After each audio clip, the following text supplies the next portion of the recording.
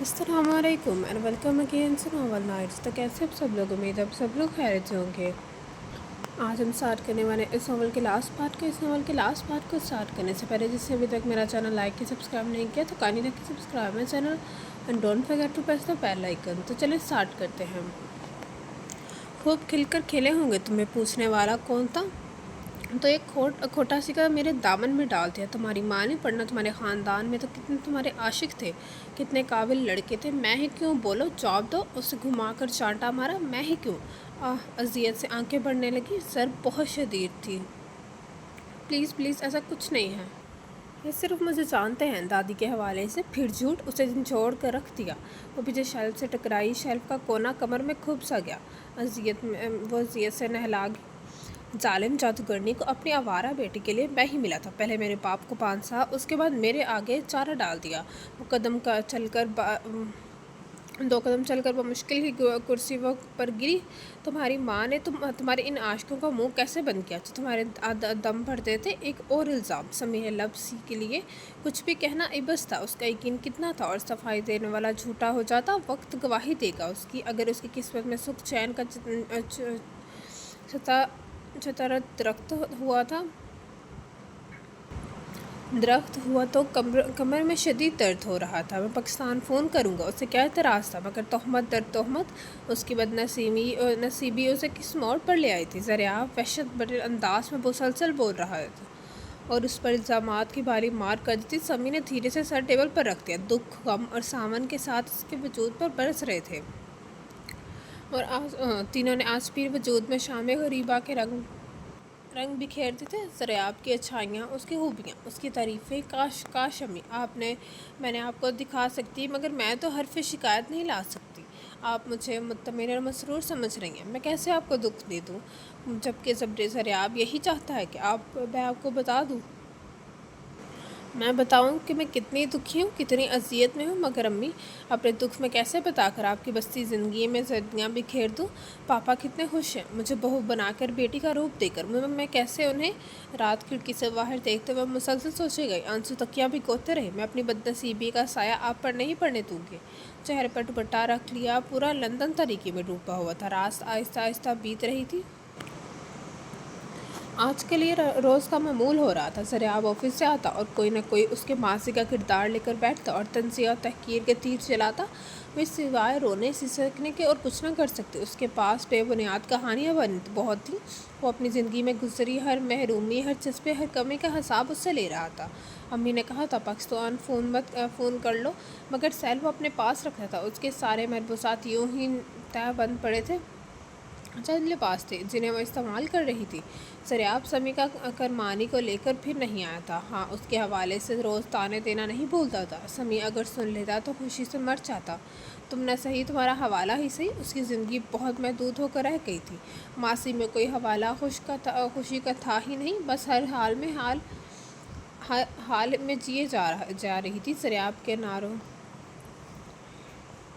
नारवा सलूक के बावजूद उसके घर को संभाल रखा। उसके काम करके उसका बचाया हुआ खाकर उस रोज़ ऑफिस जा रहा था। दूसरा बैग देखकर चौंकी। वो मशरक़ी बीवियों की तरह दरवाजे तक छोड़ने जाती, खुदा हाफिज़ कहती और खुद दाखिली दरवाजे से बाहर निकल कर रोज़ बाएँ से हाथ से दरवाज़ा बंद करता। फिर क्लिक की आवाज़ आती और एक जामद साकत से सकूत हर सू फैल जाता। आज दूसरे बैग में ने उसे चौंका दिया। आप दूसरे बैग पर निगाह की और वो उसके सवाल को नज़रअंदाज करता बाहर निकल गया।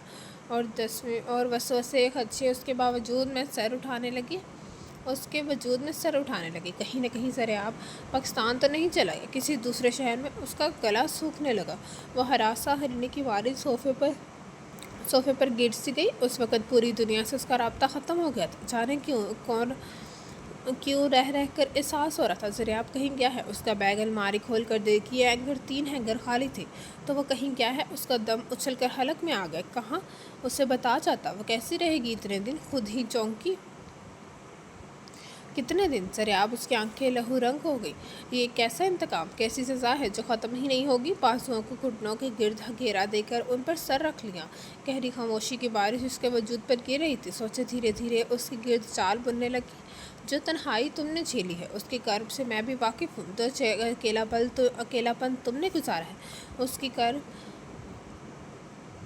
اس کی بنا کے سے میں بھی گزری ہوں۔ ہم دونوں ایک دوسرے سے اپنا دکھ شیئر کر سکتے ہیں، ایک دوسرے کے شانے پر سر رکھ سکتے ہیں، ایک دوسرے کو اپنا دکھ اور درد بتا سکتے ہیں۔ تم سنو تو میرا اور درد محسوس تو کرو میرا دکھ، تم تو بس ایک ہی دکھ پوچھتے ہو۔ کون سے دکھ کی کرے باتیں ذرا بتلاؤ، راہ کی دھول میں بکھری سیاہی کا دکھ، موسموں سرد ہواؤں کی مسیحائی کا دکھ، سنگ کے شہروں میں خود سے شناسائی کا دکھ، یا کسی بھیگتی برسات میں تنہائی کا دکھ، کسی ہر جائی کا دکھ، رات کا کرب یاد دل کی تکیانائی کا دکھ۔ صبح سے شام ہوگی اور دریچے سے باہر پھیلتا اندھیرا رات کا پتہ دینے لگا۔ لگژری اپارٹمنٹ بھرپور اندھیرے میں ڈوبا تھا، سوئچ آن کرنے کے باوجود لائٹ نہ جلی۔ ایک دہشت نے اسے اپنی لپیٹ میں لے لیا۔ اندھیرا کیسا ہے، لائٹ کیوں نہیں جلی؟ سراسیمگی سے سوچا، کیا وہ جاتے ہوئے ساری بتیاں بجھا گیا ہے؟ دل میں ایک دھماکہ سا ہوا۔ رات دھیرے دھیرے سے گزرنے لگی۔ داخلی دروازے پہ کوئی آہٹ نہ ہوئی۔ جس نے آنا تھا اس نے آج نہیں آنا تھا، اور جانے کب تک نہیں آنا تھا۔ دہشت کے ناگ اس کے گرد گھیرا تنگ کرنے لگے۔ خوف ڈرانے لگا۔ زریاب اتنا شکی القلب ہو سکتا ہے، سمے کے گمان میں بھی نہیں تھا۔ رات گزر گئی، دن نکلنے لگا، اس کی جان میں جان آئی۔ اندھیرے کا خوف وجود سے نکلا، بے یقینی اور بے یقینی سے دریچے سے لگ کر سویرا نکلتے دیکھا، اور پھر بیڈ رومز میں آ کر بالکنی میں جانے لگی۔ دراصل لاک تھا۔ فلیٹ میں دھیرے دھیرے روشنی ہونے لگی۔ پلٹ کر دوبارہ لاؤنج میں آ کے اسے سہنا بھی تھا اور رہنا بھی تھا۔ یا اللہ! نماز پڑھ کر وہ سجدے میں گری اور بے ساختہ روئے گئی۔ آنسو تھے کہ تھم نہیں رہے تھے۔ خدا اسے کہنے کے لیے اسے لفظ نہیں مل رہے تھے۔ کیا مانگے گا، کیا شکوہ کرے، کیا گلہ کرے؟ بس سر جھکا ہوا تھا، ہتھیلیاں پھیلی تھیں اور آنسوں کی مالا جپ رہی تھی۔ ایسے میں پانی پینے کے لیے فریج کھولا اور دوسرے لمحے چونکی۔ فریج کی لائٹ آن تھی تو صرف مجھے اذیت دینے کے لیے چیئر پر گری، میرا امتحان لینے کے لیے اس کا دماغ معاف ہو رہا تھا۔ سوچنے سمجھنے کی صلاحیتیں ختم ہو رہی تھی۔ ایک اور دن گزرنے لگا، ایک اور رات ڈرانے کے لیے فلیٹ کی سرحد پر آ کے نہیں، دل کو مضبوط کیا۔ جہاں خدا موجود ہو وہاں ڈرنا کیسا؟ ڈر تو گناہوں سے ہو، یہاں تو ایسا کوئی بھی خوف نہیں ہے۔ دل کو سمجھایا اور تسبیح لے کر اپنی جگہ پر بیٹھ گئی۔ آج لائٹ آف نہیں ہوئی۔ اس نے ٹی وی آن کر لیا۔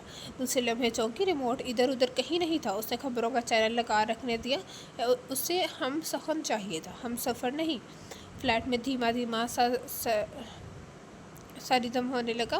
کھانے کے لیے اس کے پاس بسکٹ اور ڈرائی فروٹ تھے، جس کو وہ تھوڑا تھوڑا کر کے استعمال کری تھی۔ ایک اور رات پچھلی رات سے یکسر مختلف دھیرے دھیرے سے گزرنے لگی۔ اسے اپنا وجود گنبد لگنے لگ رہا تھا۔ اچانک ہی دروازے پر آہٹ کا گمان ہوا۔ بے ساختہ اٹھ کر بھاگی۔ شاید وہ آ گیا ہو، شاید اس کا خیال آ گیا ہو۔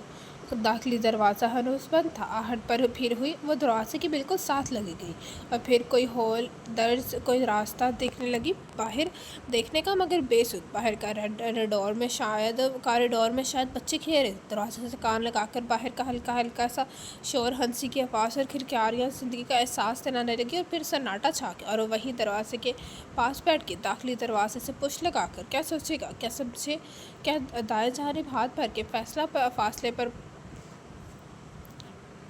پام کا بڑا سا گملہ رکھا تھا۔ رخ موڑ کر اسے دیکھنے لگی۔ پام کے سائے میں کچی مٹی میں کیکٹس کا ننھا سا پوچھا جو وہ پاکستان سے لائی تھی اور یہاں لگا دیتا۔ قدرے بڑا ہو گیا تھا۔ دھیرے سے سچ ہوا، میرے دکھوں کا ساتھی، میرے دوست، میری سہیلی۔ چند آنسو اس کی جڑوں میں گر کے وہی کارپٹ پر سر رکھ کر جانے کب سو گئی۔ تنہا اکیلے اس فلیٹ میں 4 دن گزر گئے۔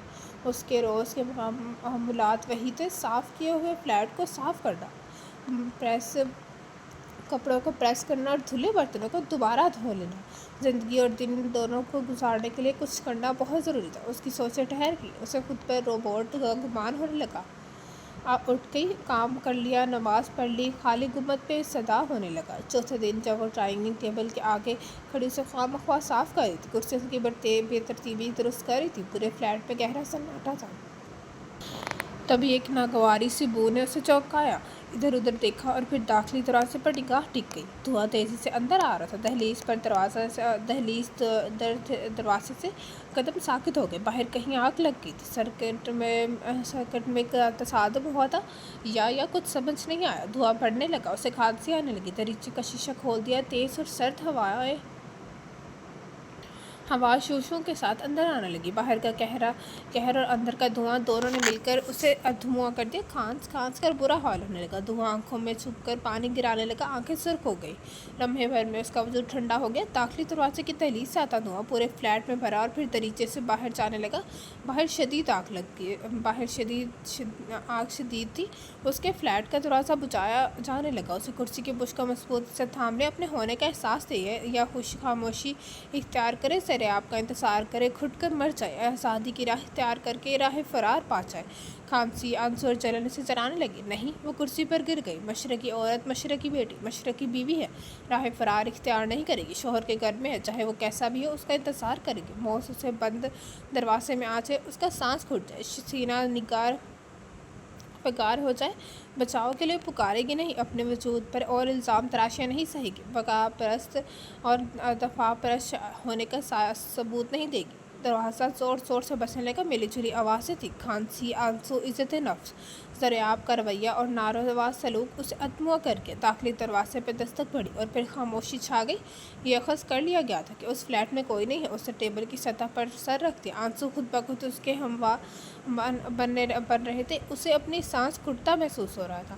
فلیٹ بے پناہ سرد ہو گیا تھا۔ رندھن کا قہر آلود دوسری نے اپنی لپیٹ میں لے لیا تھا۔ 15ویں منزل پر کوئی صرف ہواؤں کا پتہ چل سکتا تھا۔ جانے کتنا وقت گزر گیا۔ دھوئیں کی شدت میں کمی آ گئی۔ تبھی کلک کی آواز کے ساتھ آہٹ ابھری۔ سمیع نے سر اٹھایا۔ دوسرا آہستہ آہستہ کھل رہا تھا۔ اس کے حواس جاگے، دونوں بیگ تھامے سریاب اندر داخل ہو رہا تھا۔ یک ٹک سے اسے دیکھی گئی، کچھ کہے بغیر، دھوئیں کی بابت پوچھے بغیر وہ اندر بڑھ گیا بے بسی اور سرد مہری کہ اگر ایسا ہے تو ایسا ہی صحیح، اگر تمہیں پرواہ نہیں تو مجھے بھی فکر نہیں۔ بیڈ روم کا دروازہ لاک ہو گیا۔ بھیگی پلکوں نے اس کا ٹیبل پر سر گرا دیا۔ وہ دروازہ بند کرے پیچھے وہ کھڑا سوچ رہا تھا۔ اکیلے بے یار و مددگار اس تنہا فلیٹ میں اس میں رہنے والی ڈری سہمی خوفزدہ لڑکی دوڑ کر اس سے آ لپٹے گی، وہ اسے جھٹک کر دور پھینک دے گا، اس کے نہ آنے کا جواز پوچھے گی، وہ پیٹ ڈالے گا، تم کون ہوتی ہو، مجھ سے باز پرس کرنے والے گی، اسے بتائے گی تنہا اندھیرے فلیٹ میں دن رات کیسے گزرے، تو وہ سنی انسنی کرتے ہوئے کہے گا میں نے بھی ایسے ہی اذیت ناک دن گزارے ہیں، اب تم بھگتو مگر۔ سریاب بستر پر گر گیا۔ اس کی چپ بدحالی گریوزاری خاموشی لب شکوہ کنا تھے، مگر اسے لفظوں کی ضرورت تھی نہ کہ اسے ذیابی نے مار سکے۔ برابر والے فلیٹ میں آگ لگی تھی۔ شارٹ سرکٹ کی وجہ سے وہ اپنے آفس کے کام بھگتا کر لندن واپس آ چکا تھا، مگر اسے اذیت دینے کے لیے پولیس اور فائر بریگیڈ کی کارروائی دیکھتا رہا۔ اس کے سامنے اس کے گھر کا دروازہ بجنے لگا۔ وہ خاموش تماشائی بنا رہا اور اب اسے اپنی آنکھوں میں جلن کا احساس ہونے لگا، دل مسلنے لگا، روح چلنے لگی۔ بدلے کی آگ اسے اندھا کر رہی تھی۔ اس کا بس نہیں چل رہا تھا کہ وہ کیا کرے۔ پھر رات کے اس پہر جب ٹھنڈ اپنے عروج پر تھی، مسلسل ٹھنڈ میں رہنے کی وجہ سے جسم بخار کی حدت میں مبتلا تھا، اسے گرمائی میڈیسن اور گرم کافی یا چائے کی طلب تھی۔ مسلسل کھانسنے سے سینہ فگار ہونے لگا تھا۔ اپنے وجود کی آگ پر مسلسل پانی کی چھینٹیں لا رہی تھی، مگر بخار کی حدت اسے ہوش و حواس سے بیگانہ کر رہی تھی۔ تبھی سریاب دروازے سے باہر آ کر قدرے فاصلے پر کھڑا اسے دیکھنے لگا۔ بے چینی نے اسے اپنے احاطے میں لے لیا۔ سمیع کا سرخ چہرہ اسے جھنسانے لگا۔ اب پتہ چلا جدائی کی کربنا کی اذیت کیا ہوتی ہے۔ بے اختیار اس کے قریب جھکا۔ گمبھیر آواز یوریکلون کی مہک نے سمیع کو چونکا دیا۔ بے اختیار جھجک کر پیچھے ہوئی۔ مجھ سے راہ فرار اختیار کرو گی؟ اسے کلائی سے پکڑ کر اپنی جانب گھسیٹا۔ وہ حدتیں آپس میں ٹکرائیں، دونوں میں بڑکی روح دوڑ گئی۔ سمیع کی آنکھیں پوری کی پوری کھل گئی۔ بے ساختہ پیچھے ہٹی۔ چھوڑے مجھے، اس کے انداز میں ناگواری تھی۔ چھوڑنے کے لیے نہیں پکڑا، میں بھول گیا تھا، تمہارا حق مہر تو میں تمہیں دے چکا ہوں، تمہارے جملہ حقوق بھی میرے نام ہیں، اور میں اس کے رخسار پر انگلی پھیر کر ہنسا۔ اس کا انداز نفسیاتی تھا۔ سمیع کے وجود کا فیوز پھک سے اڑ گیا۔ یہ ادا، یہ انداز محبت کے رنگوں میں ہوتا تو بن بنے ڈول جاتی، خود سپردہ بن جاتی۔ آوارہ اور ہرجائی پن، گھٹیا انداز، میں نے تمہیں ابھی تک، میرا مطلب ہے کہ چھوا بھی نہیں ہے۔ تم بھی کیا سوچتی ہوگی کہ تمہارا شوہر کیا ہے؟ سمی نے ایک جھٹکے سے خود کو چھڑایا۔ مجھے ایسی کوئی خوش فہمی نہیں ہے اور نہ رکھنا چاہتی ہوں۔ آپ اپنی انتقامی کارروائی پوری کریں اور میری سزا میں کمی یا زیادتی کا فیصلہ نہ سنائیں۔ اس کی آواز کب کپا رہی تھی۔ ہاں ہاں ہاں، یہ بھی تو ایک انتقام ہے۔ اس کی کلائی پر گرفت مضبوط کی۔ نہیں، یہ حد تک ہے اور میں اس ذلت کی اجازت نہیں دوں گی۔ زریاب صاحب، مجھے محبت سے چاہیے، انتقام میں نہیں۔ اگر آپ نے ایسا کچھ کیا تو میں اس سپر لگژری فلیٹ کی اس منزل سے نیچے چھلانگ لگا دوں گی۔ جھٹکے سے کلائی چھوڑ کر وہ قدرے فاصلے پر کھڑی ہوگی۔ واہ، یہ طرح تو بس بازاری لڑکیوں میں ہوتا ہے۔ اسے اور سلگایا اور سگریٹ سلگا کر عاشقاً بازاری سے انداز میں ہونٹوں سے لگا لیا۔ مگر میں بازاری نہیں، خاندانی ہوں۔ ہاں ہاں ہاں، مذاق اڑایا۔ تبھی تو خاندان میں سے کسی نے تمہیں قبول نہیں کیا۔ کچھ تو کیا ہوگا تم نے؟ دھواں فضا میں چھوڑا۔ اس پر نکاہت غالب آ رہی تھی۔ شام کے واقعے نے احساس تنہائی اور بخار اور گریزاری نے اسے بے حد کمزور کر دیا تھا۔ اپنے بستر کے کونے پر ٹکی اس کی کسی بات کی وضاحت کرنا چاہتی تھی اور نہ جوابدہ تھی۔ اول دن سے سزا ہی سناتا جا رہا تھا۔ تو سزا ہی صحیح، میری طبیعت ٹھیک نہیں ہے، میں آرام کرنا چاہتی ہوں۔ جائیں؟ توٹک انداز میں کہا۔ پچھلے 4 دن جو گزرے تھے وہ ساری زندگی پر بھاری تھے۔ آریہ پار زریاب اسے اذیت دے کر مارے گا تو ایسا ہی صحیح، مگر اپنے جذبوں کو دھول نہیں بننے دوں گی۔ مسم ارادے سے نگاہ اٹھائی اور وہ اسفر صاحب اور ہمایوں صاحب کے متعلق کیا رائے ہے؟ سگریٹ کا دھواں اڑانے لگا۔ اور سمی تو روز ہی تمہارا پوچھتا ہے، تم کون سا ستی ساوتری ہو؟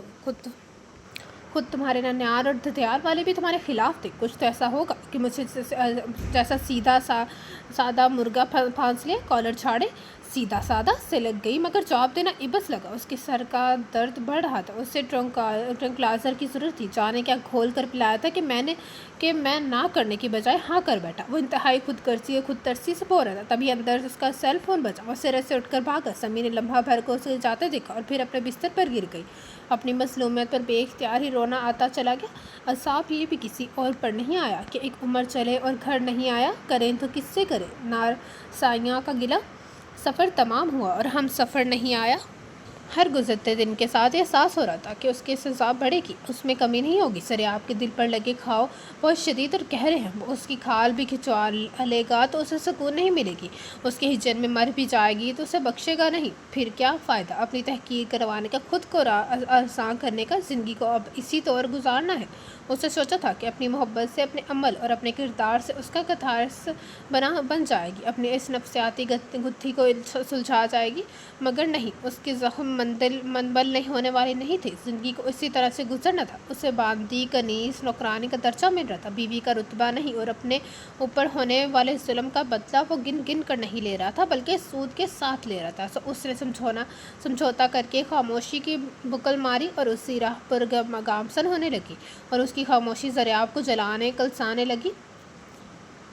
سنو، میں تمہیں طلاق دے رہا ہوں۔ اس روز راکنگ چیئر پر جھولتی وہ اپنے خیالوں میں بہت دور تک نکلی ہوئی تھی۔ راکنگ چیئر پر جھولتا اس کا وجود اسے شبشانوں کی نگلستانوں کی سیر کروا رہا تھا، اس کے خوابوں کی دنیا جہاں سکون و اطمینان تھا۔ اور آفس سے آ کر زریاب اس کے چہرے کا سکون دے کر غصے سے بھن آ گیا۔ پاؤں سے جھولتی چیئر روک کر گھٹنے پر بازو رکھ کر جھکا اور جھٹکے سے رکتی چیئر نے خوابوں کی دنیا سے جگا دیا۔ نیند میں ڈوبی آنکھوں سے اسے دیکھا اور اس کے غصیلی جملے نے سارا نشہ اڑا کر اسے بھگ سے جگا دیا۔ تمہیں پاکستان بھیج رہا ہوں، طلاق نامہ تمہاری ماں کو مل جائے گا۔ وہ اس کا نشہ ہرن کر کے اپنے اندر بیڈ روم میں روپوش ہو گیا اور سمی ساکت بیٹھی رہ گئی۔ تو یہ تھا اس کی زندگی کی کہانی کا انجام۔ تمہارے انتقام کی حد یہی تھی۔ اگر تمہارے دل کو سکون مل جاتا ہے تو یوں ہی صحیح، مگر اس کی پلکیں بھیگنے لگی۔ یہ ٹھیک تو نہیں ہے، یہ انصاف نہیں ہے۔ یہ چند آنسو اس بے انصافی پر آنکھ سے گر پڑے۔ اپنے کمرے میں بند زریاب علی اس بات کا منتظر تھا، ابھی وہ آئے گی، روتی بلکتی سکتی التجائی انداز میں اس کے سامنے جھکے گی، ہاتھ جوڑے گی اور گڑگڑا کر کہے گی، مجھے طلاق مت دو، مجھ پر یہ ظلم مت کرو۔ اور وہ اسے جھٹک کر کہے گا، یہ ظلم تم پر نہیں، تمہاری ماں پر ہے، اب بھگتو، میں نے تیری ماں کا کرب سہایا، اذیت کے حصے دار تم بھی بنو۔ اولاد اور والدین کی ہر طرح کی وراثت میں حصہ دار ہوتی ہے، مگر ایسا کچھ نہیں ہوا۔ گہری خاموشی کا راج تھا پورے فلیٹ میں۔ زریاب صبر استقامت پر بل کھا رہا تھا، یہ سکون اسے بے سکونی میں مبتلا کر رہا تھا۔ جھٹکے سے باہر نکلا۔ لاؤنج کے آخری سرے پر ابھی بھی وہ راکنگ چیئر پر جھول رہی تھی۔ دور سے اس کی بھیگی مسکان، ٹوٹا ہوا دل اور سرد رنگت نظر ہی نہ آ سکی۔ اس کے اب کے سزا کا تیر دل میں پیوست ہوا تھا، اور دل کا درد جان نکال لیتا ہے۔ کچن میں بیڈ روم میں उठा पटक होती रही। समी बस तरीके से बाहर देखती रही। उसकी आंखें, उसका वजूद, उसका दिल खाली हो गया था और खाली गुंबद में गूंजती आवाज़ें उसे यस्सर मर्दा बना रही थी। कल सुबह तैयार रहना, ऑफिस जाते हुए एयरपोर्ट उतार दूंगा। उस रात फिरौनियत भरे अंदाज में से मुखातिब किया और उसने सुनकर सर झुका लिया। कभी कभी कोई अमल कारगर साबित नहीं होता, होनी होकर रहती है, और जब सह लिया तो दर्द कैसा। अगले दिन वो अपने मुख्तसर से बैग के साथ तैयार थी, बल्कि जैसे कपड़े पर ओवर कोट पहन लिया था, सब कुछ उधर ही छोड़ दिया था, माँ सिवाय चंद ज़रूरी चीज़ों के। जब शादी हुई थी सरेआब के साथ तो अम्मी ने कहा था तुम्हारी नई ज़िंदगी शुरू हो रही है। फिर वो अंदर आने लगी तो अम्मी ने कहा वहाँ सबर लग्जरी फ्लैट में तुम्हारी ज़िंदगी नए सिरे से शुरू होगी। खूब सजना और मोहब्बत से रहना। सरेआब बहुत अच्छा नेक लड़का है, बस गुस्से वाला, मगर औरत की मोहब्बत, उसका प्यार और उसका ख्याल ध्यान मर्द की दुनिया बदल देता है। एक नई दुनिया तुम्हारी मुंतज़िर है। उसे सजाना वो खुद पर शपथ कर रही थी। दिल भर आ रहा था, गला रंथ रहा था, मगर उसकी बर्दाश्त की सीढ़ी पर खड़ा होना था। मगर कोई घर नहीं है अम्मी, सारे घर मर्द के होते हैं। उसे तो प्यार करने सजाने का मौका ही नहीं मिला, फिर नया घर आबाद कैसे करती। उंगली के पोर से आंसू साफ करके ग्लासेस लगा लिए। अभी किसी पल भी आकर वो कह सकता था उसने चल पड़ना था पाकिस्तान जाकर, ज़िंदगी को नए सिरे से शुरू करना था। ज़िंदगी हर सफ़र से उसे नए अंदाज रूप में मिलती है। अब के वो कोई समझौता नहीं करेगी, ज़िंदगी को मनपसंद तौर पर गुजारेगी। जब समझौता ही सही तो मनपसंद क्यों नहीं। बैग पर गिरफ्त मजबूती हो गई। चलो, वो दाखिली दरवाजे पर खड़ा था, मुड़कर अलविदाई निगाह अनबाम्बर पर डाले बगैर बाहर आ गई। हालांकि उसका दिल उस बेकसूर सज़ा पर बैन कर रहा था, मगर बैन देखता कौन है, आंसू महसूस कौन करता है। पूरे रास्ते वो ब्लैक ग्लासेस के पीछे आंखें मूंदे रही, सांसें साकत रही। उसे सरेआब की जानिब नहीं दिखा। ये शख्स जिससे टूट कर मोहब्बत की थी, उसकी जानिब देखना ही हौसला ना खो दे, और अब हौसलों पर अपना राब्ता बहाल रखना था। वो सर चुकाए जहाज़ की सीढ़ियाँ चढ़ रही थी, आंसू कदमों के नीचे रोंद रहे थे, और सरेआब उसे सर चुकाए यूं जाता देखकर बस खड़ा का खड़ा रह गया था। अब उसे सिर्फ इतना करना था, पेपर साइन कर ले, सारा अली को बेचना था, और फिर उसकी इंतकामी कार्रवाई की हद ख़त्म हो जाती। मगर बाहर आते हुए ज़रियाब ने सीने पर हाथ रखा था। धड़कता दिल कह रहा था, ज़रियाब तुमने अच्छा नहीं किया, तुमने अच्छा नहीं किया, नहीं यही बेहतर है। उसने सर झटकर गाड़ी तक का फैसला तय किया। आज फिर वो 4 दिन के लिए सिडनी जा रहा था, ऑफिस के सिलसिले में। अगले हफ्ते मसरूफियत के बावजूद ध्यान इधर ही लगा रहा। बार बार किसी का झुका हुआ सर उसकी आंखों को धुंधला रहा था। पूरा हफ्ता गुजार कर वापस आकर उसने अपने फ्लैट का दरवाज़ा खोला, अंदर आ गया। हर चीज़ पर गर्द की थी। लाउंज का आबाद कोना पैरान था, अब कोई आहट नहीं गूंजेगी।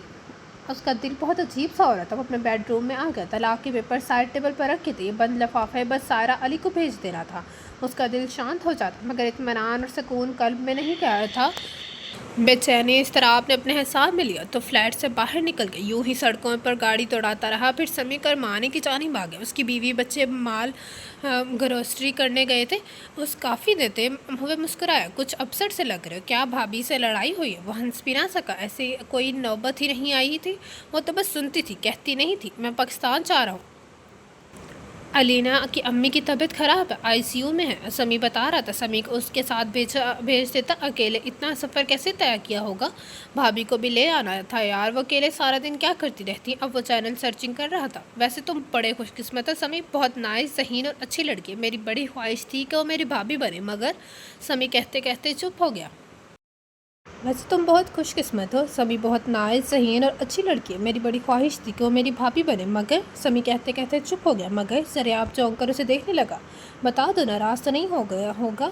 वो हंसा। ज़रियाब ने काफ़ी कमर घोंटों से लगा लिया। अब कैसी नाराज़गी। हमायूं भी समी में इंटरेस्टेड था, मगर सारा आंटी ने सबको मना कर दिया। उन्होंने तुम्हारा रिश्ता पहले ही पसंद किया होता, और तुम हो भी उस लड़की के काबिल। समी ने उसके शाने पर हाथ मारा। ज़रियाब दिल भैन से सुनता रहा। अपनी दादी को समी भाभी बहुत प्यारी थी, बस उनकी ज़िंदगी तक आती रही। फिर उनकी नानों ने आने नहीं दिया। मैं भी तलीम फिर रोज़गार के सिलसिले में मसरूफ़ हो गया, फिर इधर आ गया, सो कोई राब्ता ही नहीं हुआ। ज़रियाब खाली ज़हन से सुनता रहा, और वो क्या क्या कहानियाँ बनाता रहा। समी की फैमिली वापस आई तो उठकर आ गया। दिल जाने क्यों बेचैन बेकरार हो रहा था। कुछ अच्छा नहीं हुआ। उसने क्या किया होगा, कहाँ गई होगी। उसे घर की चाबियाँ भी नहीं दी थी। उसके पास पैसे भी होंगे या नहीं। वो अपने फ्लैट पर आ गया।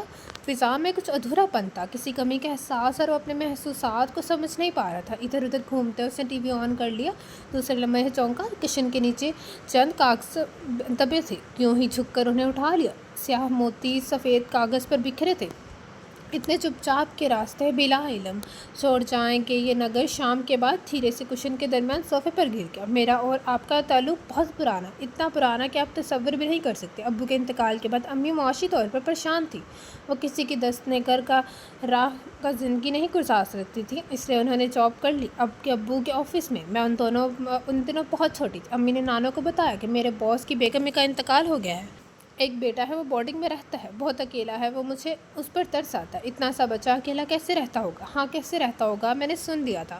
سوال پوچھ پوچھ کر امی کا دماغ کھاتی رہتی تھی۔ امی اس بچے کو ڈر نہیں لگتا ہوگا؟ مس مارتی ہوں گی تو کون پیار کرتا ہوگا؟ رات کو سوتے وقت ڈر تو لگتا ہوگا؟ ایسے سوالات کر کے امی کو پریشان کرتی رہتی۔ پھر پتہ نہیں کیا ہوا، امی نے اپنے باس سے شادی کر لی اور وہ گھر سے چلی گئی۔ میں ممانیوں کے رحم و کرم پر آ گئی، کبھی دادی نے گھر کے گھر، کبھی نانے کے گھر، فٹ بال کی طرح گھومتی رہتی۔ گزرے دنوں کے ساتھ ممانیوں کا رویہ میرے ساتھ خراب ہوتا چلا گیا۔ نئے پاپا سے میں ایک بار ہی ملی تھی کہ وہ لوگ ملک سے باہر چلے گئے۔ میں تنہا اکیلی اداس ہو گئی۔ ایسے میں مجھے وہ بچے جانے کیوں یاد آتا جو ہاسٹل کے کسی کمرے میں اداس اکیلا بیٹھا اپنی ماں کے ساتھ اپنے باپ کا راستہ بھی دیکھتا ہوگا۔ مجھے اس کا درد اپنا لگتا اور میں اس بچے کے لیے دعا مانگتی تھی کہ اللہ میاں ماں نہیں تو باپ ہی اسے لوٹا دے۔ اکیلے رہتے اسے کتنا ڈر لگتا ہوگا۔ نئے پاپا بہت امیر تھے، ان کا بزنس بہت پھیلا ہوا تھا، وہ روز نہیں آ سکتے تھے، امی سے صرف فون پر بات ہوتی تھی۔ میں بڑی ہوتی گئی، میرے ماموں کے بہت سے بچے تھے، میں ان کے ساتھ اسکول جاتی تھی، ان کے کام کرتی تھی، اسکول سے آتی تو ماں نے گھر کے کام میں الجھا دیتی اور میں پڑھائی سے دور ہو جاتی۔ عدم دلچسپی کی وجہ سے میں ہر ٹیسٹ میں فیل ہوتی اور کسی کو بتاتی نہ۔ مجھ پر توجہ دینے والا کوئی نہیں تھا۔ امی کا کام پیسے بھیجنا اور فون پر خیریت دریافت کرنا تھا۔ امی اپنی من چاہی زندگی میں بہت خوش اور مطمئن تھی اور میں وہ اعتماد حاصل نہ کر سکی جو اس گھر کے بچوں میں تھا۔ گزرتے دنوں کے ساتھ مجھے احساس ہوا کہ ایسا کیوں تھا۔ میں ان کی نند کی بیٹی تھی اور نند کی ممانیوں سے کبھی نہیں بھری۔ صوبت لے گی کہ آگ میں مجھے نوکرانی بنا لیا۔ میں نانوں کی خدمت کے ساتھ ساتھ گھر کی خدمات بھی کرتی تھی۔ اس محروم زدہ بچے کا احساس وقت گزرنے کے ساتھ دل میں پروان چڑھا۔ مجھے اس میں اپنا آپ نظر آتا۔ وہ ہاسٹل میں رہتا تھا، اسے سخت گیر استاد میں وہ پڑھتا تھا، اس کے پاپا اسے اچھے شخص بنانا چاہتے تھے۔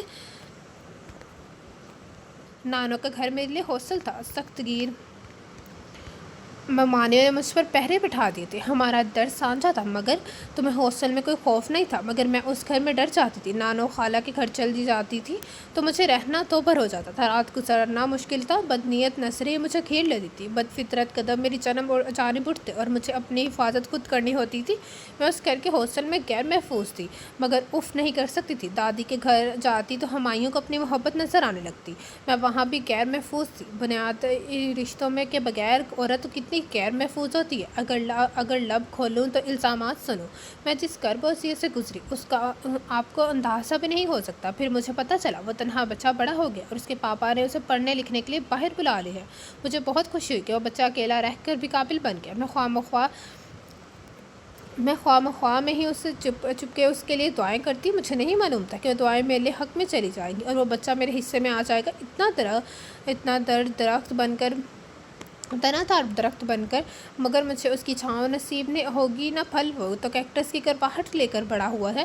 اب میں بہت سالوں کے بعد پاکستان آئی، انہیں میری شادی کی فکر ہے۔ وہ مالی نے سوال ڈالا مگر میری امی نے منع کر دیا۔ تایا جان کو بھی انکار کر دیا۔ میری شادی انہوں نے آپ سے طے کر دی۔ آپ کے پاپا مجھ سے مل کر بہت خوش ہوئے۔ میں تو بس تحیر زدہ تھی اور میری خوش قسمتی پر سب ہکا بکا۔ جلن، حسد، رقابت، آگ نے سب کو جلا دیا۔ اصفر بدتمیزی پر اتر آیا اور جانے کیا کہانی بنانے لگا۔ شادی والے دن مجھے پتہ چلا کہ جس بچے کے اچھے ہونے کی دعا میں کی تھی، وہ جو دنیا کی نظروں میں قابل تعلیم یافتہ انجینئر ہے، وہ تو ابھی تک اپنے بچپن میں جی رہا ہے، خود ترسی کا شکار۔ وہ میری ماں کو مورد الزام ٹھہرا رہا ہے اور میری امی کے متعلق جو اس کی سوتیلی ماں تھی کتنا غلط سمجھتا تھا۔ ذرا آپ کبھی آنکھ کھلے تو سوچیے گا، میری امی جب آپ کی زندگی میں آئی تو آپ تو تھے ہاسٹل میں، آپ کے پاپا کے پاس بزنس کی وقت تھے نہ یہی تھا کہ وجہ دے سکتا۔ آپ کی امی کے انتقال کے بعد آپ کے پاپا تنہا تھے، انہوں نے میری امی کا رشتہ مانگا تھا، میری نانوں نے اقرار کر لیا۔ میری امی نے کورٹ میرج تو نہیں کی تھی نہ، پھر وہ قصوروار کیوں ہوئی؟ پھر آپ تو پاکستان ہاسٹل میں رہتے تھے، وہاں آپ کا گھر بھی تھا، آپ کے پاپا پابندی سے رقم بھیجتے، کو फ़ون کرتے تو اچھا دیتے، کب آپ کا خرچہ بند ہوا تھا؟ جو میری امی غاصب، لالچی اور خود غرض ہو گئی۔ میری ماں ستیلی ضرور تھی مگر ماں تھی، انہوں نے آپ کو بیٹا سمجھا تھا، بہت محبت پیار توجہ دی تھی۔ اگر آپ کو ستیلا سمجھتی تو کبھی اپنی بیٹی نہ دیتی۔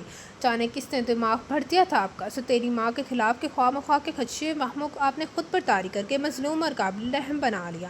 انسان کو اپنے شعور کی آنکھ کھلی رکھنی چاہیے۔ انتقامی کارروائی آپ کا خود ساختہ جذبہ تھا، اور میرے ساتھ کیوں؟ میں نے تو آپ کا کچھ نہیں بگاڑا تھا۔ ذرا سوچیں تو آپ کو ہنسی آئے گی۔ آپ نے باپ کی محبت میں مجھ سے شادی کر لی۔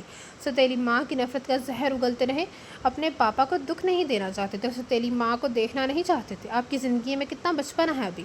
کیوں؟ آپ کہہ رہے ہیں میں امی کو فون کروا کر بتاؤں کہ ذریعہ کتنا ظلم کر رہا ہے مجھ پر؟ میں ہی کیوں اپنی امی کو خود دیکھ دوں؟ آپ میں ہمت ہے تو خود کہہ دیں، نفرت کا برملا اظہار کر دیں۔ آج کل مجھے ساتھ جانے کیوں نہیں ہو رہا ہے؟ آج یا کل میں یہاں سے چلی جاؤں گی، مجھے آپ نے چھوڑ دینا ہے۔ ہم تو دو کشتیوں کے مسافر ہیں۔ امی کہتی ہیں کہ شوہر کو محبت اور پیار سے اپنا بنا لیتے ہیں، مگر میں تو صرف توجہ دے سکتی ہوں۔ کاش میری محبت کو آپ نے محسوس کیا ہوتا۔ جب مرد کا دل آباد نہ ہو تو گھر کیسے آباد ہو سکتا ہے؟ میرے طلاق کے کاغذات امی کو مت بھیجے گا، ان کے ساتھ آپ کے پاپا کو بھی افسوس ہوگا۔ لوگوں کے ساتھ حادثات بھی تو ہو جاتے ہیں، مر بھی تو جاتے ہیں۔ میری حادثاتی موت مشہور کر کے مجھے زندگی سے نکال دو اور خود شانت ہو جائے۔ میرے ہونے یا نہ ہونے سے کسی پر فرق نہیں پڑے گا۔ امی بہت مصروف ہے اور پیچھے میری یاد میں رونے والا کوئی نہیں۔ میں نے اس فلیٹ کو گھر بنانا چاہا، مگر گھر والا اجنبی ہو تو مکان ہی رہتا ہے۔ میں بد کردار اور بد فطرت نہیں ہوں۔ اگر ایسی ہوتی تو آپ کا جھوٹا کبھی نہیں کھاتی۔ میں نے اپنی فلیٹ میں کبھی تازہ کھانا نکال کر نہیں کھایا۔ مجھے بھوکا رہنا منظور تھا، مگر کھانا مانگنا یا چوری کر کے کھانا نہیں منظور تھا۔ آپ کی حد بندی کر بنا کی استضاء اور الزام نے میں نے دل پر سہی۔ زندگی بہت لمبی ہوتی ہے ذریعہ، اسے عزو معطل کی طرح نہیں گزارا جا سکتا۔ کچھ من چاہا نہ ملے تو من پسند حاصل کرنے میں دیر کتنی لگتی ہے، مگر خود کو ضائع مت کرے۔ آپ کو اندازہ نہیں کہ آپ ہنستے مسکراتے کہہ لگاتے بہت اچھے لگتے ہیں۔ آپ کی آنکھوں کی چمک کتنی تابناک اور بھرپور ہے۔ میں آپ کی زندگی سے چاہ رہی ہوں، مجھے ملال نہیں، یہ ہونا تھا، مجھے شکایت نہیں۔ زندگی ہر دفعہ ازر سے نو شروع ہوتی ہے اور ہو سکتی ہے میں گھر نہیں جاؤں گی۔ آپ کا انتقامی جذبہ بہت مضبوط ہے، مجھے گھر کی چابی نہیں دیں گے آپ۔ میں اپنے نہال نہیں جاؤں گی۔ وہ لوگ مجھ پر، میری ماں پر ہنسیں گے۔ میں اپنے ددیال نہیں جاؤں گی۔ وہ کہیں گے کہ کیا تھا سائرہ، ہمیں دے دیتی سمیع۔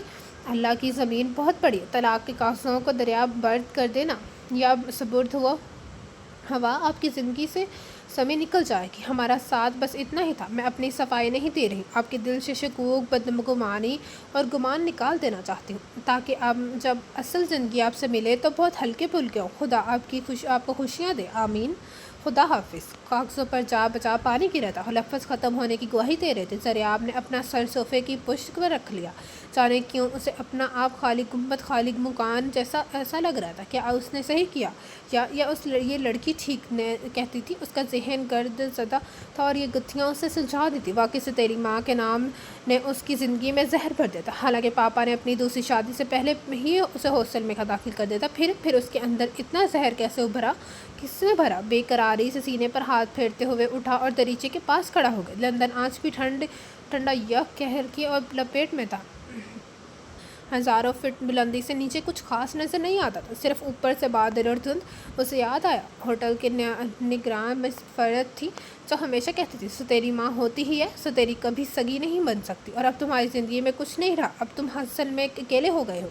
گاہے بگاہے وہ اس کے اندر زہر اڈیلتی رہتی تھی، اتنا کثافت اور کدورت انہوں نے بھری تھی کہ اس کے اندر منفی رجحانات کا سبب وہ تھی جنہوں نے اس کے اندر بارود بھرا تھا، جو اس نے سارے کا سارا اس لڑکی پر ڈیل دیا تھا، جو خود قابل رحم اور قابل درد تھی، اور وہ خود ترسی کا شکار تھا۔ وہ شکار ہوتی اور سہتی رہی۔ واقعی وہ کیوں مشق ستم بنی جب کہ اس نے اپنی ماں کو اس کے ظلم کے متعلق بتایا، اور نہ اس نے اس کے سامنے زبان کھولی۔ پھر اس کا سانس گھٹنے لگا۔ درد کسی کا دل پر محسوس ہو تو درد دل کی آنکھیں نم ہو جاتی ہیں، اور وہ کسی کب تھی، گھٹن بڑھ رہی تھی، سانس رکنے لگا تھا۔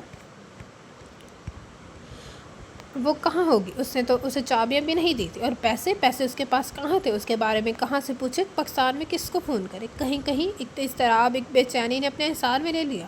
اس کی زندگی کی ساری کشتیاں تو میں نے چلا دی۔ ضیاء علی رحمانی کہیں وہ زندگی کی بھی نہ ہارتے، ادھر سے ادھر وہ ٹہلنے لگا۔ کبھی کبھی ایک لمحہ بہت ہوتا ہے تو زندگی بدل دے، زندگی کی باسی الٹ دے، ہار دے یا جتا دے۔ ایک لمحہ جو زندگی کو بھاری کر دے یا زندگی کو ہلکا کر دے، ذہن کی کھڑکیاں بند کر دے یا دل کی کھڑکیاں کھول دے۔ اور 4 صفحوں کے اس خط نے اس کی زندگی کے گہرے اور لمحے بھر میں کھول کر اسے سوچنے سمجھنے کی سوچ بوجھ عطا کر دی تھی۔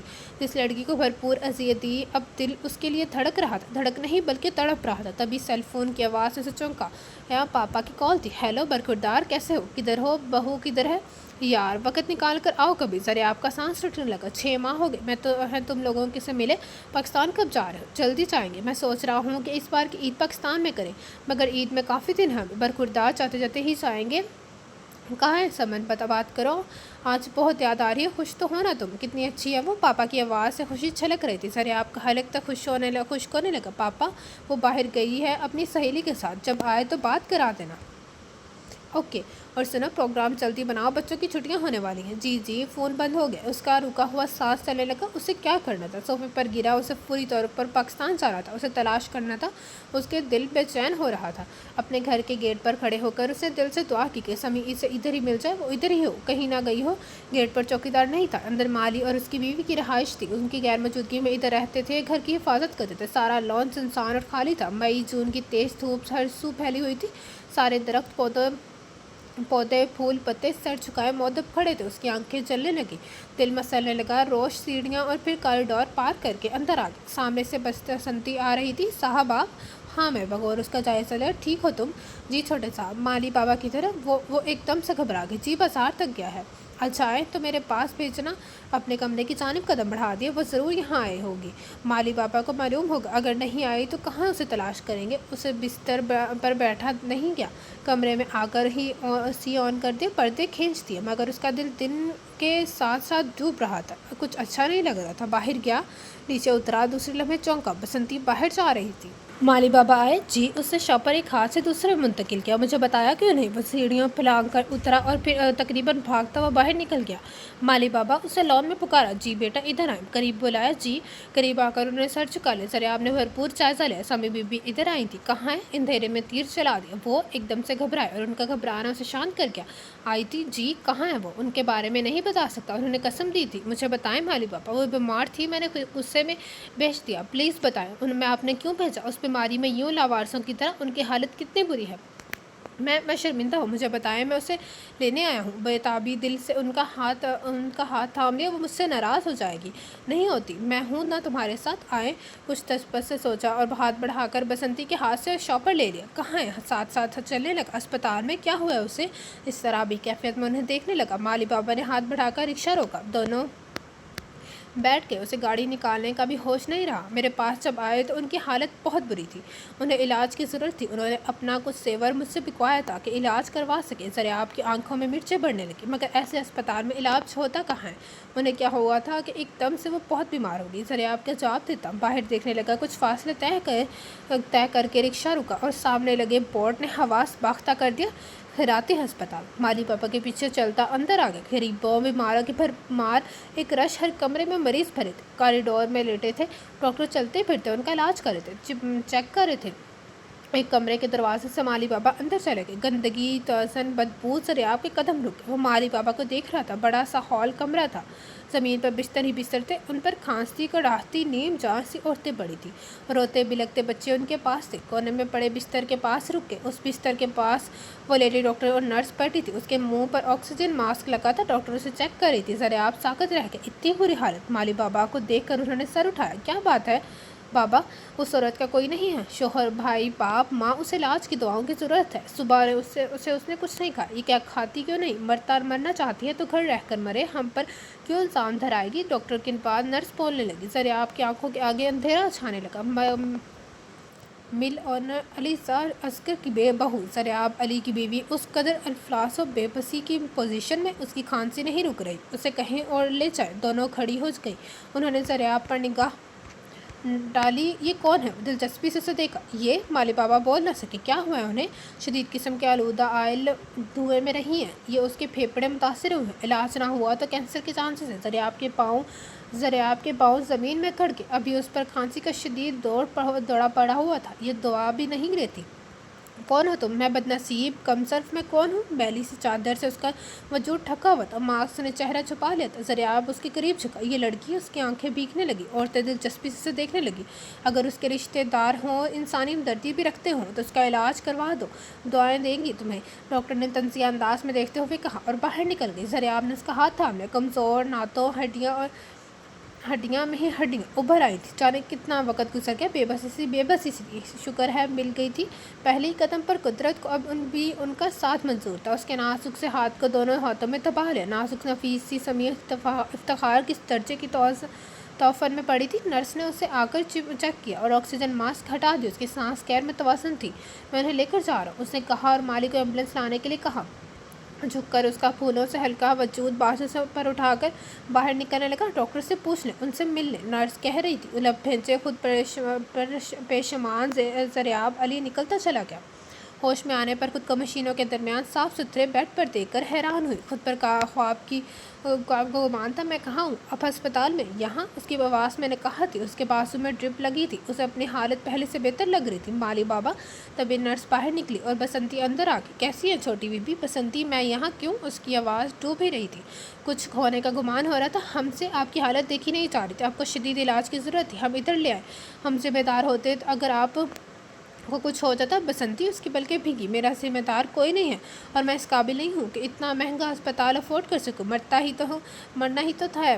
وہ خیراتی ہسپتال ہی صحیح، اب جینے کی امنگ کسے ہے؟ میرا تو دفن بھی تم پر بھاری نہیں ہے۔ کفن کے لیے پیسے تمہیں دے دیے ہیں اور کچھ خرچے مت کرنا، کسی کو بتانا بھی مت۔ بس۔ اس کی آنکھیں بند تھیں۔ لرزتے پیپٹوں پر نیلی رنگی نمایاں تھی۔ احساس بے بسی سے آنکھیں پلکوں کے کنارے سے نکلتے بالوں میں جذب ہو رہی تھی۔ میری کسی کو ضرورت نہیں ہے اور دوسرے کے لیے جینا میرے اندر حوصلہ ہے نہ ہمت۔ یہ سب ہٹوا دو میرے پاس سے، مجھے اچھا نہیں لگ رہا۔ وہ بہت شکستہ، رنجیدہ اور اداس تھی۔ بسنتی باہر نکل گئی۔ ذریعہ کھڑا رہا۔ اس کے لفظ کھاؤ لگا رہے تھے۔ دھیرے سے اس کے بالوں پر ہاتھ رکھا، آنکھوں کے نیچے ہلکے نمایاں تھے۔ دوسرے ہاتھ سے اس کا ہاتھ تھام لیا۔ مجھے تمہاری ضرورت ہے، تمہارے ساتھ چاہیے۔ تمہاری محبت نے چند گھنٹوں میں اتنا سفر طے کر لیا ہے۔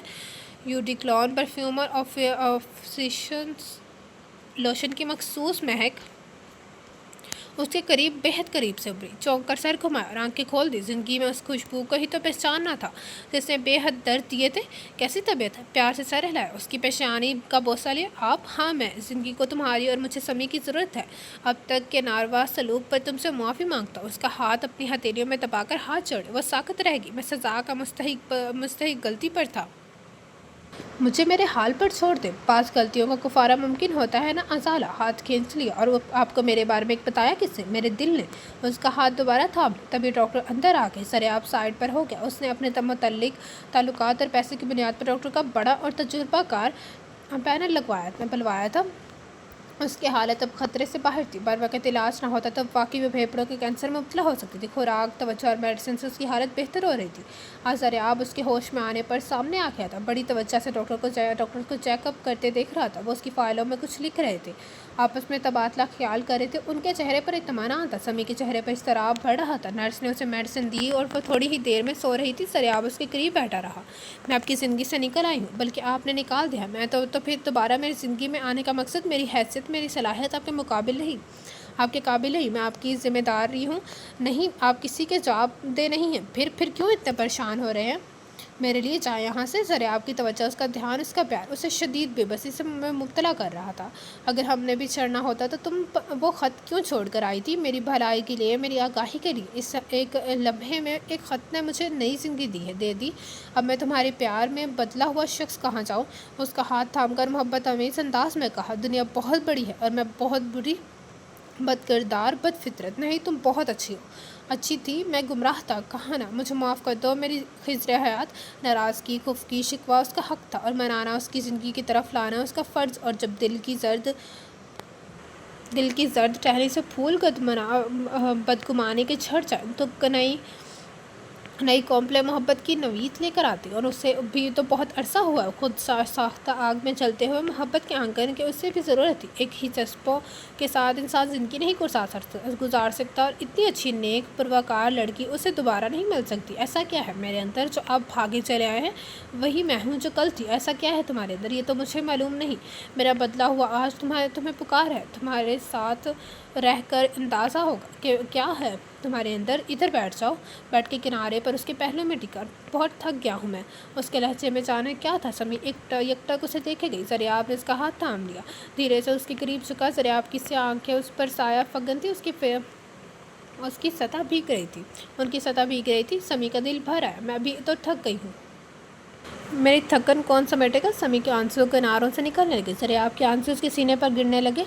नफ़रतों कदूरतों की आग में जलकर समन बाज़ औक़ात आग हमारी नहीं होती, हम दूसरों की लगाई हुई आग में भस्म हो जाते। आज मैं सोचता हूँ, एहसास होता है तुम्हारी अम्मी तो बहुत अच्छी थी। अगर वो बुरी होती तो अपने जिगर का गोशा मेरे हवाले क्यों करती? मैं ही गलती पर था। तेरी माँ की नफ़रत में ख्वामख्वाह जलता रहा। शिद्दत गरिया से समी ने आंखों पर बाजू रख लिए। ज़रियाब ने उसका बाजू हटाया और उसका सर शाने से लगा लिया। वो भल भर बरोदी, मेरी खिज़र हयात, बस मुझे इधर उधर अपने दिल में इतनी सी जगह दे दो, मैं अपनी थकन उतार लूँ और तुम्हारी ज़िंदगी संवार दूँ। शाहर हयात पर गाड़ी चल पड़ेगी और मैं उसकी सुबर्दी, उसके आंसू है उसे हयात नौ सुनाने लगे। प्यार से उन्हें समेट लिया। ज़िंदगी का भूला शाम को घर आ जाए ना?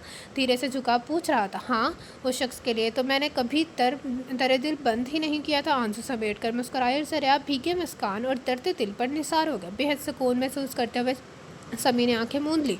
अब अगरचे इंतकाम लेने की बारी उसकी थी, मगर ज़िंदगी में इंतकाम और बदला ही तो सब कुछ नहीं होता। अफ़हामे तफ़हीम की राह पर चलकर ज़िंदगी असर नो शुरू हो सकती है, और फिर उसे तो हमेशा ज़िंदगी का असर नो शुरू करने का अज़न मिल रहा था, मगर अब नहीं। धीरे से ज़रियाब के शाने पर सर टिका थे। अब ज़िंदगी ज़रियाब के साथ ही उस रास्ते से ही शुरू हो गई थी। ज़रियाब ने उसके तावन पर उसे अपनी पनाह में लेकर अपने होने का यकीन दिला दिया था। तो ये था आज के नावल के लास्ट पार्ट का, जिसका नाम था खिचरे हयात बाय आर्या हीरा। कैसा लगा आप सबका नावल? कमेंट बॉक्स में अपनी राय का इजहार ज़रूर कीजिएगा। जिसने अभी तक मेरा चैनल लाइक एंड सब्सक्राइब नहीं किया तो kindly like and subscribe my channel and don't forget to press the bell icon, ताकि आपको हर नए आने वाले नावल की खबर मिलती रहे। तो आप लोगों से मुलाकात होगी कल एक न्यू नावल के साथ। अल्लाह हाफिज़।